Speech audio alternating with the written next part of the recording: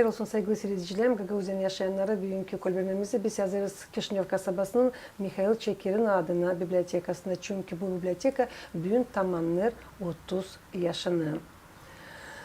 Bugün bizim kolbemimizde pay alacak Gagauzyan'ın tek akademi bu Todor Zanet. Zaman hayırlı olsun Todor, hem de çok sağ olun. Hani verdiğiniz kolaylık bugün de yazmasının bir meraklı, faydalı hem lazımlı bütün Gagauz halkına programı hangisini adırız Gagauzyan'ın hem de Moldova devletinin aydınlatıcısına Mikhail Mikhailovich Çekera. Hayırlı olsun. Hoş buluştuk. Nice biliriz 1988 yılda çıktı ana sözü gazetanın ilk numarası Harman ayın 14'ünde.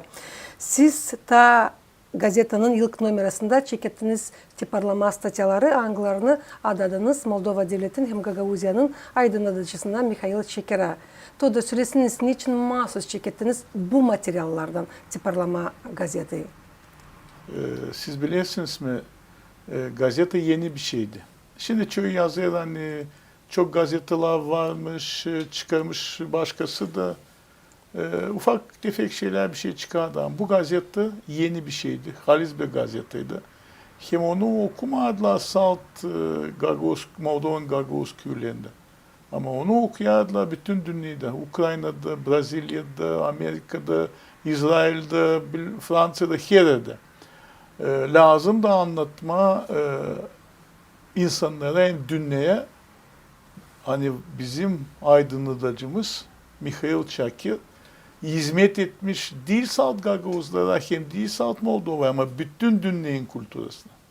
Bütün dünyanın kültürünü söyleyerek heyecan biz dalasıydık onun biyografisine göre hani o yaşamış hem Rus zamanında hem Roman zamanında ama her zaman da işlemiş, büyük işler yapmış. Onun için lazımdı onu anlatma, gösterme, tanıtma, bulma. Bizde o zaman elimizde vardı salt bir kiyetçik, o da bibliotek, o zaman Milli Biblioteka'ydı Moldova'nın. Orada vardı kiyetçi, Besarabya Gagauzların historisi. O kiyetçikten de portrede aldık, pek prost portretti, çıkardık, koyduk, anlattık. Ama geleceğim bir iş yaparsın aydın yapma lazım. Aydın yapma da kiminle? Aydın adamlarla. Mikhail Çakir aydın. O ben geçtiği yıllar ben herkes duyuyorum kendi bağlantımı onunla. Geçen gideyim diyeceğiz konuda ben herkes Mikhail Çakir kolejine gittiğinde ben hep söyleyeyim o da niçin bana o kadar isle? Niçin o kadar isle? Ruhu yaşıyor, bağlantı var. O bağlantıyı lazımdı bütün Gagauz halkına adama. Hem o aydın işle gazeteyi yapma. Onun için de gazeteyi öyle.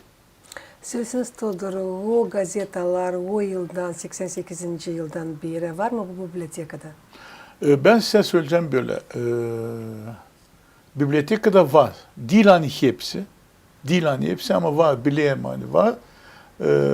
İlkten onlar Sovyetler dağılmadığından hepsi biblioteka var, kabul ederdi onları. Ama Sovyetler dağıldığından abonement sisteması dağıldı. Ben kendim getireyim. Buraya da getireyim. Mikhail Çakir'in adına bibliotekasına da getireyim. Sanayım hani o var ve kim herkes geldiğinden buraya buranın işleyenleri var diyor. Diyor gördük, kabul ettik diye bak duraya setler gazete ana sözü. Pek sevineyim.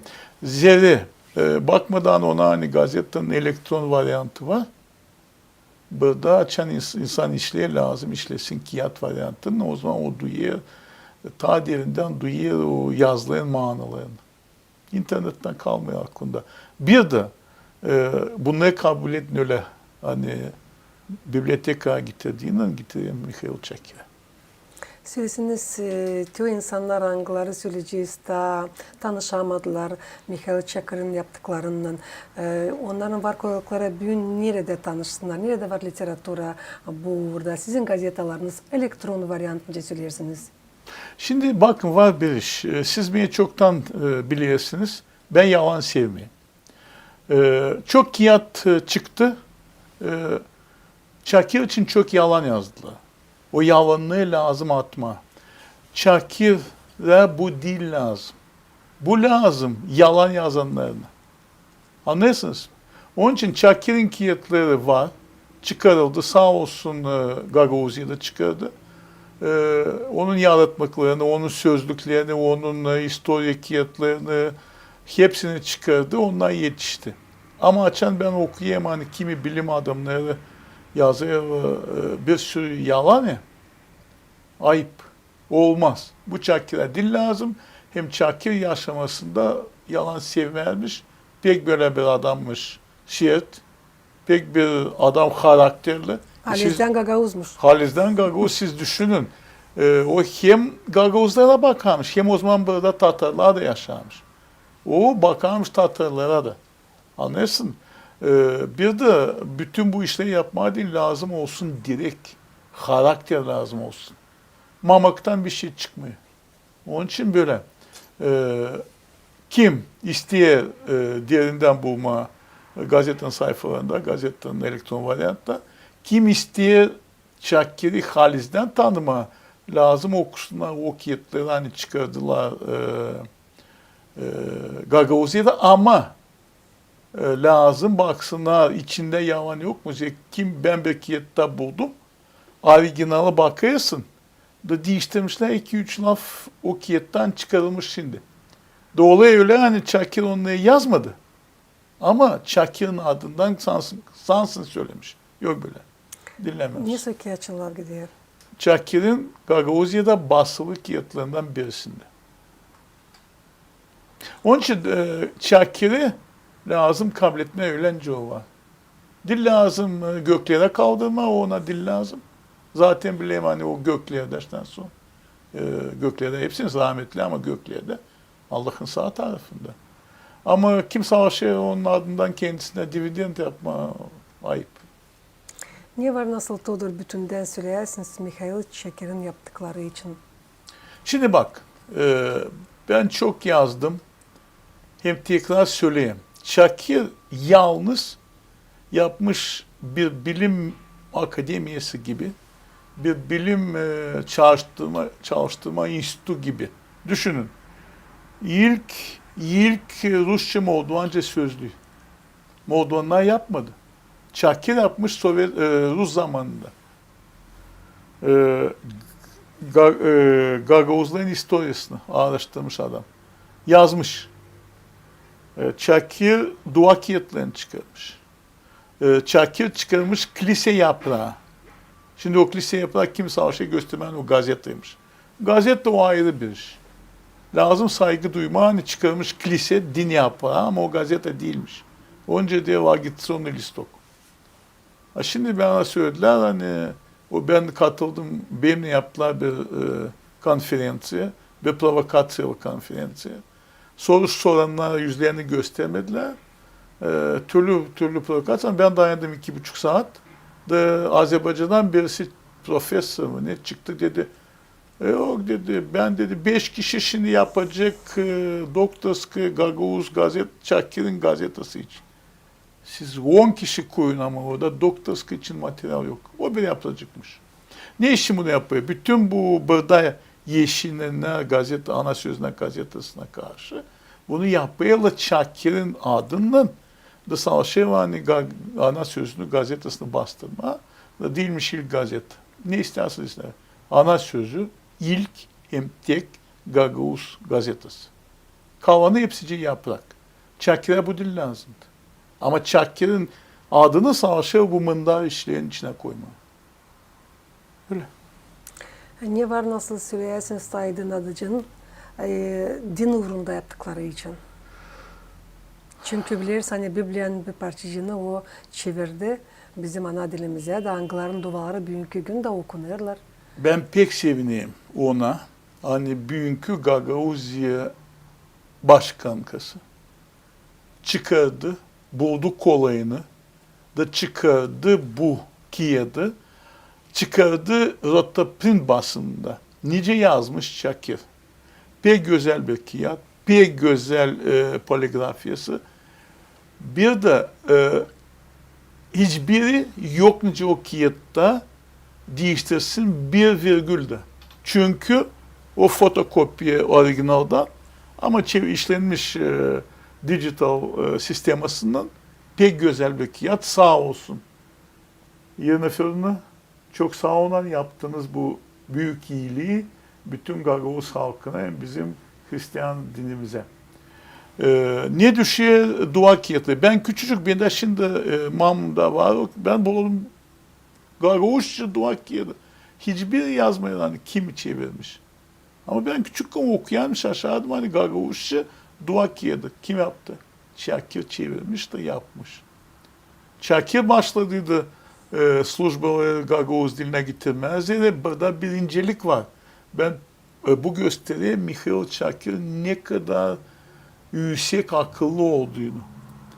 Gagavuzlar Rus sistemasından geçer Roman sistemasına biliyorsun 18'den sonra. Slujbalar gidiyordan sonra Roman dilinde. İnsan anlamıyor. İnsan anlasın dini bunu yaptı. Gagavuzçayı kiliselere getirdi.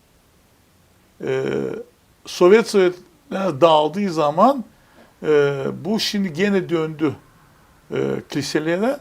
Kimi bir parçacık yapıyor, kimi daha çok okuyor.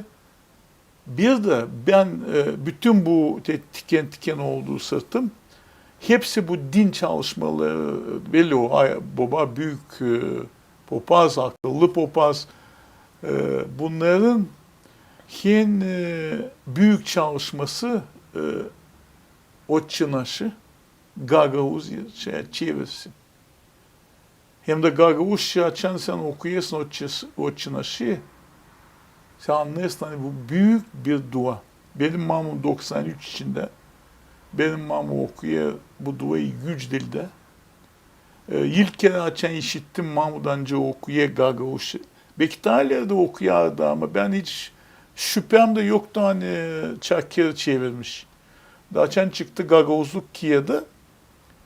Toplandık evde de ben bilmiyordum nasıl semiz oldu. Geceydi karanlıkta. Bak dedi, Todi ben şimdi cam avuçtan getireceğim diyor bu semizotu. Bulmuş avuçtan getirdi. O arada oturduk sofrada Mamu okudu Otçınaşı. Okudu Otçınaşı. Ben hızlı buldum ki yadı diye Mamu ya okudu haber ki yatma. Bir laftan salt yanılmış. Düşünün ne zaman Çakir çevirmiş Otçınaşı Mamu da kaç yıl geçmiş Mamu büyüğünde okuyor Otçınaşı öyle. Nece çevirmiş Çakir. Ama ne güzel lafları hem de sıraları ey göklerde olan bizim babamız ne bulmuş Mihail Çakir bu lafları o kadar güzel yerleştirmiş bu duvaya hani günde var nasıl birkaç sırası onu anladı aslında hiç ince söylemeye bıkmırsın. Ama hep gelir fikrine günde birkaç sırası. Siz lazım anlayasınız bir iş. Mihail Çakir pek kişiler Gagavuzçayı bilen bir adam. Evet. Mihail bakmadan ona hani o bağışlamış Atatürk'e kendi Kiev'ini bu Basarabya Gagavuzların historisi. Mihail Çakir getirmedi Gagavuz diline Türkçesinden alınan yabancı lafları. Yabancı dediğinin Türk kökenli olmayan. Ben bakayım bugün ne yapıyor bizim sözde bilim adamları hani kendilerine diye doktorda uğraya ve göğüslerine.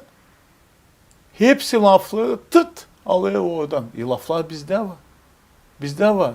Çakir bunu yapmamış. Niçin? Benim şüphem böyle. Çakir bunu yapaydı, halk onu anlamayacaktı. Anlıyorsunuz siz? O yapmış öyle ama laflar hepsi var. Siz okuyorsunuz Evangeli'yi de şaşırsınız o şıralı, güzel akan dile. Şaşırsınız o laflara hem de laflar Evangeli yüle çevirili. Nice düşeye o bulmuş o lafları deyince çıkardılar istemeyeyim söylemeye haftaları tıt yarın bir yıl içinde çıkardılar çevirmişler bir baktım geldiler bana o redaktör. Ben baktım dedim bu dinki ya da değil. Bu uydurma bir şey yazmışsınız. Da isterseniz bizim Gagavuzlara Çıkama. Ben dedim bunu redaktörü olasaydım. Evangeliyi söyleyeyim o mavi kaplıyı. Dedim ben bunu lazım yeniden çevireyim. Ama bu büyük iş ben tutunmayacağım. Bu Gagauşça değil. Evangeliye Gagauşça değil. Laflar belki de Gagauşça ama onlar yerinde değil o laflar. Başkası kayboldu bilmiyorum kaç 30 gümüş için koydu adını oraya. Ben üstümü bak kirletmedim. Zere, Çakir'in Evangelisini okuduktan sonra sen anlarsın nasıl o Evangeliye. Übökiye'de orada uydurmuşlar bir şey sanıyorlar hani o yüteye Gagavuş şöyle yutmaya Gagavuş. Bilinir hani Mikhail Çekir'in mezarı çok yıllar aralandı da bulunmadıydı. Bir neden sonra süreci çok iş yapıldı bu uğurda. Siz de çalıştınız da buldunuz. Hangisi bugünkü gün bulunur Ermeni'deki mezarda. Süresiniz nasıl uydu todur o yıllar arama hem de bulma nerede bulunur aydınlatıcının mezarı. Şimdi bu bir zor soru. Çünkü biz hepsimiz aradık. Kimse kimse kabinetten yazardan tiyoda bulunuyor. Bu çok zordu bir Sovyet vaktinde. O sizin söylediğin o Kişinov'un merkez mezarlığında da aradık. Kaç 10-15 kez belki yanından geçmişik bulamadık. Bana söylediler, bir yazıcısı Gagavuz yazmıştı ki yanına hani Çakir'in mezarı bulunuyor Kişinov'un Mazaraki Kilisesi'nde. Ben o zaman işlerdim Stoyka'da gittim orasının popasına dedim böyle dedim ben şuyum buyum. Dedim böyle bir şey. Dedi siz biliyorsunuz mezarlar var ama onların üstünde yarım metre, 1 metre toprak var. Gömülü mezarlar rejim zamanında. Dedim ben geleceğim. Gittim Stoyka'dan aldım Belarus ekskavatörü. Geldim. Girdik oraya, çıkardık o toprakları bir tarafa, bulduk mezarlığı ama yoktu orada mezar. İkinci tenağında şimdi Türkiye, orada vardı pek güzel bir mezarlık, orada papazlar çok gömülüydü. Dediler orada. Ve o yolu yaparken başladılar mezarlığı yıkmaya. Ben gittim oraya da, mezarlar açık, darmadan, papazlar sandıklar içinde altın giyimli ama yok bir şey bulamadık. Kısmet bizim değilmiş. Bulma kısmet Nikolay Demchenko, Moldova Bilimler Akademiyası'nın adamı. Bakın bu adam ne yapıyor? Nikolay Demchenko. Açan Sovyetler Birliği dağıldı ya, hepsi topladılar demir.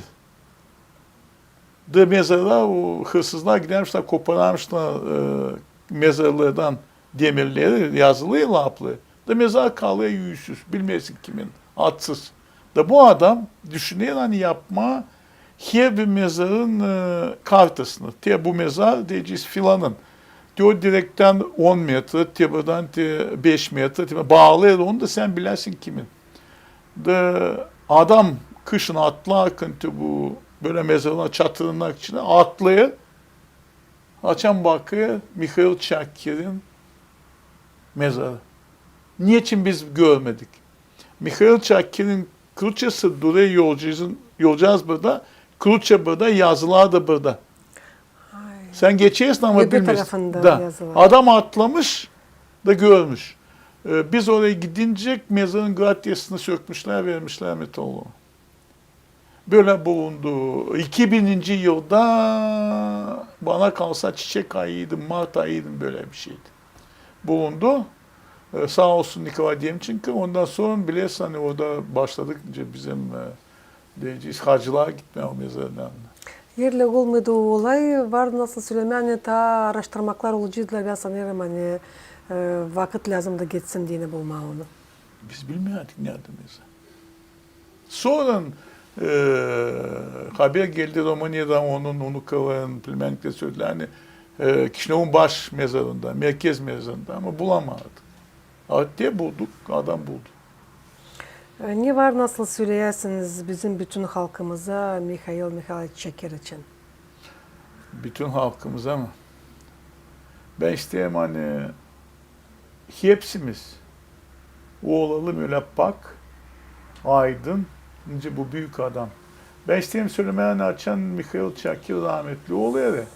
O Rusya, Moldova'nın büyük yazıcısı Kostenko yazıyor hani Mihail Çakır Gagavuzların apostoluydu. Mihail Çakır değil salt Moldova'da ama bütün dünya uğrunda bilim adamıydı, din adamıydı. Ben isteyeyim hani unutmayalım.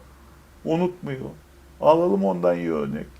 Bileyim hani yaşamak zor ama Mihail Çakır'a dua ederek, onun kağıtlarını okuyarak, onun dualarını yaparak, onun çevirdiği duaları yaparak biz ayakta kalacağız. Zira Mihail Çakır bizim halkımızın bir direği, bizim historiamızın direği. Onun için direği dinlemiyor mu? Lazım onu koruyalım. Bunu söyledim. Nasıl yeri Todor Kapler, Mihail Çakır sizin yaşamanızda? Doğru söyleyeyim. Mihail Çakır'ın Kiev'de benim kabinetimde. Birkaç açan yaklaşık onun ölüm günü ya doğum günü ben karından benim. Birkaç kez gittik. Gideriz bakarız mezarcığınız yok kimerse. Hepsi yetiştiremiyor. Bulunduğun o taraflarda gideriz yanlar sucağız dökeriz. Ama öyle hani mahsus gideyim mezara değil ben de yok ben sevmeyeyim. Gençken ben pek severdim mezarlıklara gitme. Şimdi sevmiyorum bana dini. Çakır bana dini Gagavuz dilin pak çeşmesi. Bana lazımsa bulma bir şey güzel Gagavuz dilinde ben Çakır'da arayayım da bulayım. Niyetinizde yok mu bir şey yazma söyleyeceğim ta Mihail Çakır'ın yaptıkları için? Çünkü siz çekildiniz 88. yılda onun için yazma. Yok. Yok niyetimde. Söyleyeceğim niye şimdi. Ne lazımdı ben hepsini yazdım. Ben yazdım onun büyük, mesela bir Gagavuz'da historiası Kiev'in için büyük bir bilim statyası yazdım. Onun mezarı bulunması için yazdım. Onun yaptıkları için hepsi kağıtlarının, yapracıkların hepsinin çıkmasını gazetede verdim. Kalanı kim ister Mihail Çakır'ın adından kendisine ad yapma yazsınlar. Ben yazamayacağım başka. Ama yaşamanızda yazarken söyleyeceğim bu Mihail Çakır'ın yaptıkları için size öyle uydu mu buluşma onun kısımlarından, hangilerin laflarından siz vardı nasıl bir şey yazarsınız? Uymadı. Ben hiç mahsus aramadım o adamları. Bileyim hani onlar Bukareş'te gelmişler. Ateşini geçenlerde buraya gelmişler. Ben aramadım. Bana dini Mihail Çakır. Her zaman o adamlar onun senselileri istihasıyla buluşma benimle. Ben buluşacağım. Ama ben gideyim de deneyeyim. Ben sizin isteyeyim buluşma. Ben isteyeyim son yazma. Hani ben buluştum. Madem lazım. Sizin biyolojik olayınız bir buluşma bu bibliotekada Mihail Çakır'ın adına onun silsilelerinin de ben sanırım hani ileri doğru sizde olacak tema ne yazma gazetanıza. Allah versin. Her zaman onlar büyük katılarsa buluşacağız, tanışacağız. Ama öyle mahsus bu benim karakterimde değil. Todor, bugünkü gençlere hangileri daha tanışmadılar, bilmirler kim o Mihail Çakır ama sadece işidirler bu adamda bu labı. Ne var nasıl söylersiniz? Söyleyeceğim öyle. Dün bitti Moldova'da bitti şark. Geçtiler. Gadgetler, kompüterler hepsi bitti. Kimde 30% kalmış, kimde 40%. Birci de bilmeyen ne kadar bu varınca. Onun için gençler okuyun Mihail Çakır'ı. Okuyun. O yazmış romancı Vanca romancı okuyarsınız. O yazmış Gagavuzca Vanca okuyarsınız. Okuyun da bilin. Hem ağızdan öğrenin o çınaşı Gagavuzca. Bu da size yardım olacak. Gagavuz kalarsınız. Dünyada Gagavuz olasınız. Böyle. Çok sağ olasınız Todor. Hani bugün bulduğunuz vakit buluştunuz bizimle. Yazdık bu Mihail Çakır'ın adına bibliotekasında bir meraklı programa. Sanırım faydalı olacak hepsi için bu programa. Size Allah başlasın uzun ömür. Detayları söyledim. Bu senselelerin anglarından siz bir buluşacağınız bu bibliotekada yazarsınız, statyaları yerleştirirsiniz kendi gazetanıza da. Bizim de olsun kolayımız, bizim seyredicilerin de yaşayanları da taze de bilsinler Mihail Çekir'in soy atları için. Kısmet olursa yapacağız. Sağ olun siz de. Saygılı seyircilerim, Gagauzyan'da yaşayanları tabir sayısını getirmeyesin aklınıza. Bugünkü kolbermemizi biz yazdık Kişinev kasabasının Mihail Çekir'in adına bibliotekasında. Çünkü biblioteka bugün Kasım ayının 24'ünde tamamlanır 30. yıl dönümünü. Ama soruşturmalarımıza cevap etti Gagauzyan'ın tek akademiyi Todor Zanyet. Kalın bizimle, kalın Garate kanalında.